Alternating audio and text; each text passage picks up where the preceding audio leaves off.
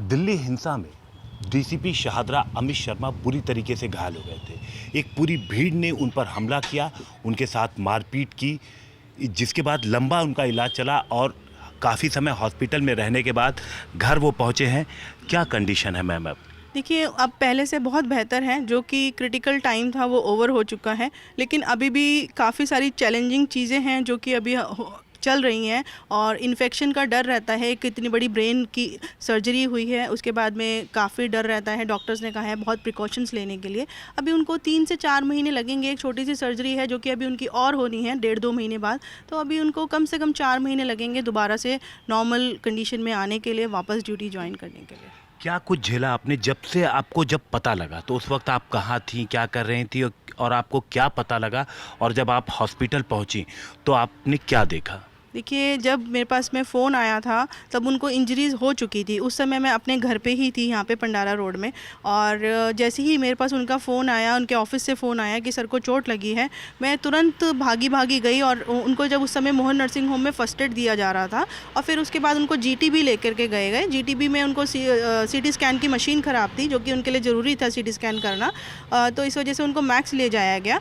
मैं जैसे ही वो मैक्स पहुँचे, उसके 5 मिनट बाद ही मैं भी मैक्स पहुँच गई थी। फिर उनका हमने सीटी स्कैन कराया, जिसमें डॉक्टर ने बताया कि न्यूरोसर्जन थे, उन्होंने बताया कि उनको काफ़ी डैमेज हो चुका है, उनके ब्रेन में डैमेज हो चुका है, जिसके लिए हमें सर्जरी करनी पड़ सकती है। और अभी बहुत रिस्क में है, लाइफ का रिस्क है, और अभी टाइम लगेगा। हमें कम से कम 72 आवर्स ऑब्जर्वेशन देखनी पड़ेगी। फिर उसके बाद वो शाम को अनकॉन्शियस होने लगे। फिर से सीटी स्कैन कराया गया, तब पता चला कि उनका काफ़ी ज़्यादा क्लॉटिंग बढ़ चुकी है, ब्लीडिंग अंदर बढ़ चुकी है। तो फिर उनकी सर्जरी हुई, जो कि 8 बजे शुरू हुई, रात के 1 बजे सर्जरी ख़त्म हुई उनकी।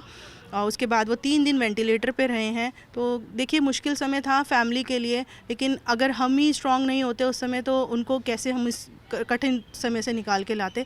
तो हमने बहुत, मतलब सबने ही हमारा सपोर्ट किया, पूरे डिपार्टमेंट ने हमें सपोर्ट किया। सर सीपी साहब मिलने के लिए आए उनसे, उन्होंने बहुत अच्छे से बातचीत करी, मुझसे बातचीत करी। सारा स्टाफ, स्पेशल सीपी आए, पूरे दिल्ली के जॉइंट सीपीज़ आए, सारे अमित के बैचमेट्स आए, तो सब ने बहुत सपोर्ट किया। आज उन लोग के सपोर्ट की वजह से ही मैं उनको इतने मुश्किलों से, उनको ज़िंदगी और मौत से वापस ले आई हूँ। क्या पता लगा था? इंजरीज कैसे हुई थी? कैसे, किस चीज़ से इन पे हमला हुआ था? देखिए, अमित जब उस समय आए थे हॉस्पिटल, तो उन्होंने मुझे बताया कि वहाँ पे पूजा इतने लोग नहीं थे, सिर्फ वहाँ पे महिलाएं थीं, 1000-1200 महिलाएं थीं, जो कि प्रोटेस्ट कर रही थी, पीसफुल प्रोटेस्ट चल रहा था। और फिर उन्होंने मुझे बुलाया बातचीत करने के लिए। मैं अंदर गया उनसे बातचीत करने के लिए, लेकिन उन्होंने एकदम से ही उस सारी चीज़ों को वायलेंस में बदल दिया। उन्होंने घेर लिया अमित को, जो कि सर्विस रोड के अंदर था, वहाँ पर उन्होंने घेर लिया अमित को। और अमित ने जब एक्शन बोला, तब पूरी पुलिस फोर्स एक्शन में भी आई, लेकिन उस समय तक 1200 की जगह वह 30,000 आदमी इकट्ठा हो चुका था। और 30,000 आदमी के पास हॉकी स्टिक्स थी, आयरन रॉड्स थी, नाइफ्स थी, आपके लीथल वेपन्स थे। तो उनका सबका वो प्रयोग कर रहे थे। और फोर्स इतनी ज़्यादा नहीं थी, फोर्स इधर तितर बितर हो गई, इधर उधर हो गई। और उसके चक्कर में अमित को जो है वो बहुत ज़्यादा इंजरीज आई, उनके हेड में बहुत ज़्यादा इंजरी आई, पूरी बॉडी में इंजरीज आई। उनका कोई ऐसा बॉडी पार्ट नहीं था जहाँ पर उनको इंजरी नहीं थी। किस तरीके से, क्या भीड़ में जो मारपीट की गई, एक वीडियो भी आज सामने आया है जिसमें कई सारे लोग दिख रहे हैं मारपीट करते हुए, तो क्या लोहे की रॉड से मारा गया और चाकू का भी प्रयोग किया गया? क्या क्या निकल के आया? देखिए, उसमें लोहे की बहुत मोटी मोटी रॉड्स का यूज़ किया गया है। डॉक्टर ने भी उस चीज़ को हमें बताया है कि लोहे की रॉड, हॉकी स्टिक्स वगैरह का यूज़ किया गया है। अगर पत्थर से होता है, पथराव से होता है, तो एक्सटर्नल इंजरीज आती हैं।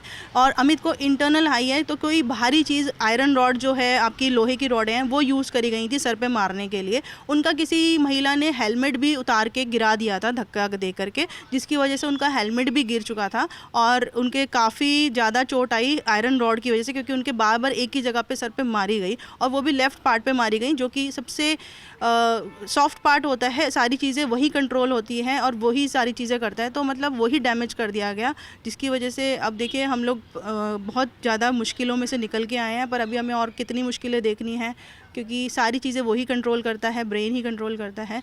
तो अब देखिए कितना टाइम लगेगा नॉर्मल होने में। तो अमित मतलब ये है कि पहले किसी महिला ने हेलमेट गिरा दिया सर से और उसके बाद सर पे एक जगह पर बार बार रिपीटेडली मारा गया। रिपीटेडली मारा गया। फिर अनुज जी किस तरीके से अनुज जो हैं, अनुज जो पहले तो अमित के ऑपरेटर हैं नवीन, उन्होंने काफ़ी अच्छे से अमित को पूरा कवर अप कर रखा था, तो उसकी वजह से उनको भी बहुत चोटें आई, वो भी गिर गए वहाँ पे।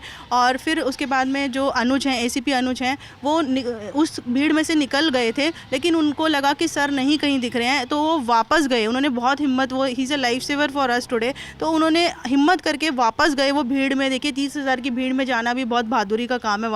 वो वापस गए उनको उठाने के लिए, वो उठा करके ले करके आए हैं। फिर उसके बाद 20 फुट की रेलिंग थी बीच में फुटपाथ की, वहाँ से उनको ऊपर से फेंक करके उन्होंने अपोजिट साइड पे लिया, खुद अपोजिट साइड पे गए। फिर वहाँ पे एक नर्सिंग होम था 20 मीटर की दूरी पे, मोहन नर्सिंग होम, उसमें ले जाया गया फर्स्ट एड के लिए। लेकिन वहाँ की जो पब्लिक थी वो इतनी ज़्यादा आक्रोश में थी पुलिस के या फिर अमित के, मुझे नहीं पता, वो सीनियर ऑफिसर थे क्योंकि उस समय कमांडिंग ऑफिसर थे, कि उनके जैसे ही उनको मोहन नर्सिंग होम से निकाला गया, उन्होंने उसमें भी आग लगा दी, मोहन नर्सिंग होम में भी।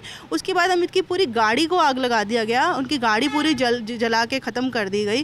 तो किस चीज़ का इतना आक्रोश था कि पुलिस ने तो कुछ भी नहीं किया, इतना आक्रोश क्यों था पब्लिक को? तो ये सवाल है यहाँ पर परिवार के, डीसीपी के परिवार का, कि पुलिस ने उस वक्त तक कोई एक्शन भी नहीं लिया था, तो आखिर पुलिस के खिलाफ इतना गुस्सा क्यों? जिस जगह पर अमित को सबसे पहले जिस हॉस्पिटल में ले जाया गया उसे भी आग के हवाले कर दिया गया। कैमरामैन अश्विनी हेलन के साथ हिमांशु मिश्रा, दिल्ली, आज तक।